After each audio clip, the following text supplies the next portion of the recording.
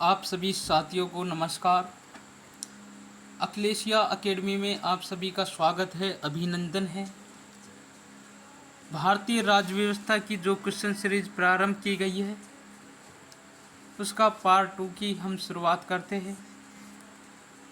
आज का पहला प्रश्न, हमारे संविधान के किस भाग में तीनों सोपानों में पंचायत बनाने की परिकल्पना की गई है? ऑप्शन ए भाग 9 में, बी भाग 10 में, सी भाग 11, डी भाग 12 में। तो तीनों सोपानों में जो पंचायत बनाने की परिकल्पना की गई है वह भाग 9 में की गई है।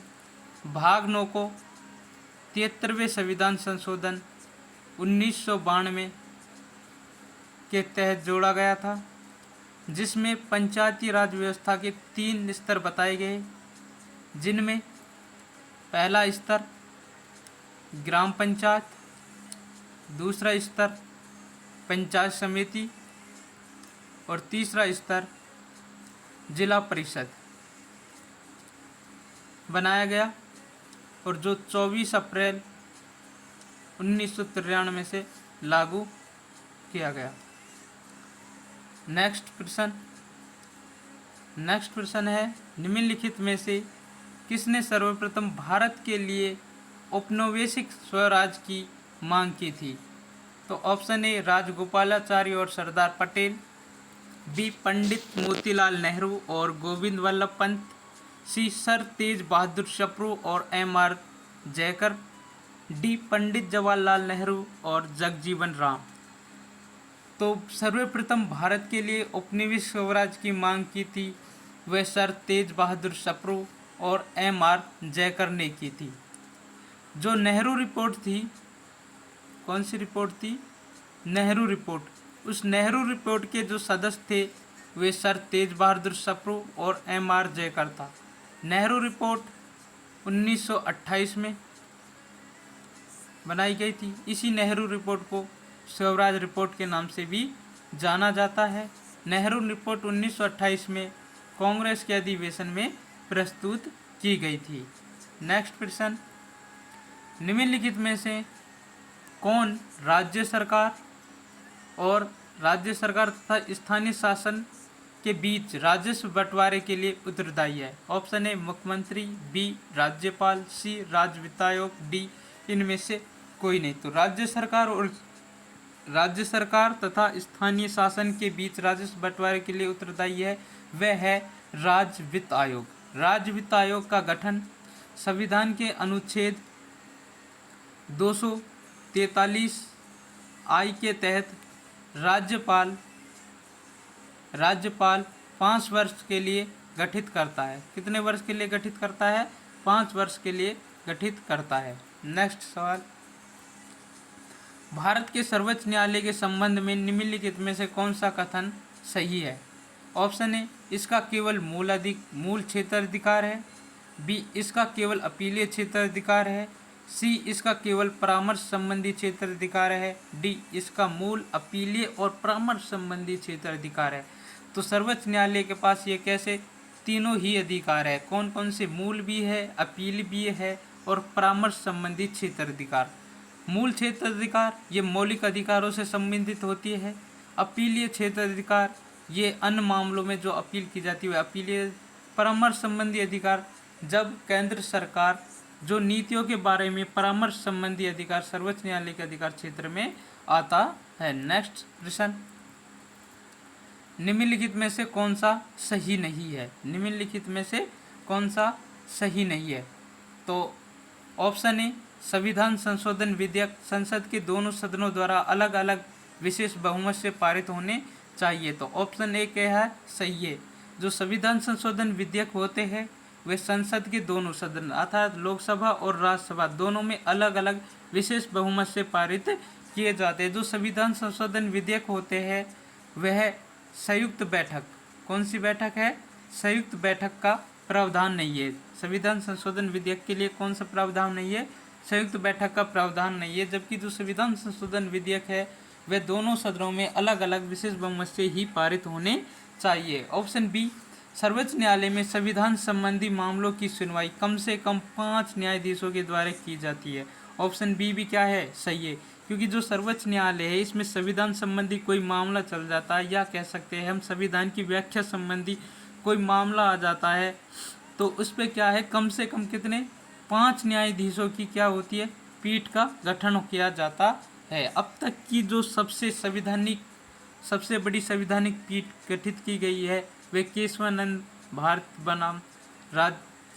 बनाम भारत राज्य में की गई, जिसमें कितने 13 न्यायाधीश गठित है, कितने 13 न्यायाधीशों की बेंच गठित की गई थी। ऑप्शन सी, प्रेस की स्वतंत्रता मूल अधिकार वाक स्वतंत्रता और अभिव्यक्ति की स्वतंत्रता में सम्मिलित है।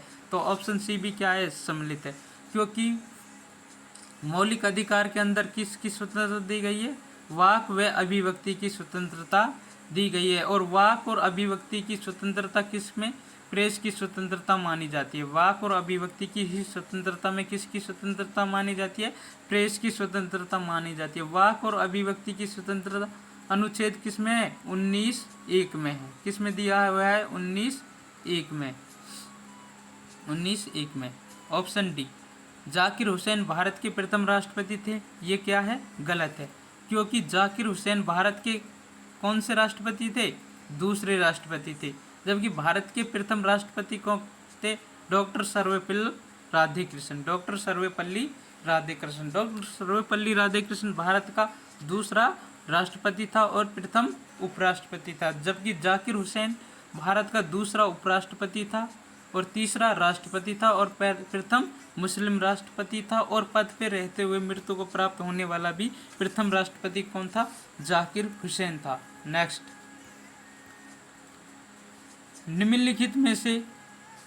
निम्नलिखित राज्यों में से किसमें 1967 से 1971 के मध्य अधिकतम गठबंधन की सरकार बनाने का रिकॉर्ड है। तो option A Uttar Pradesh, B Haryana, C Bihar, D Punjab. तो 1967 से 1971 के मध्य अधिकतम गठबंधन सरकार बने करने का रिकॉर्ड किसके पास है, उत्तर प्रदेश के पास है। उत्तर प्रदेश में 1967 से 1971 के मध्य गठबंधन की कितनी बार सरकार बनी, 5 बार सरकार बनी, जिनमें से 3 बार किसकी थी, इंडियन नेशनल कांग्रेस की, और 2 बार सरकार किसकी बनी थी, भारतीय लोक दल की सरकार बनी थी। नेक्स्ट, अनुसूचित जातियों और अनुसूचित जनजातियों के लिए एक राष्ट्रीय आयोग गठित करने का प्रावधान संविधान के किस अनुच्छेद के अंतर्गत किया गया है। ऑप्शन ए 338 और 338A, बी 337, सी 334, डी 339।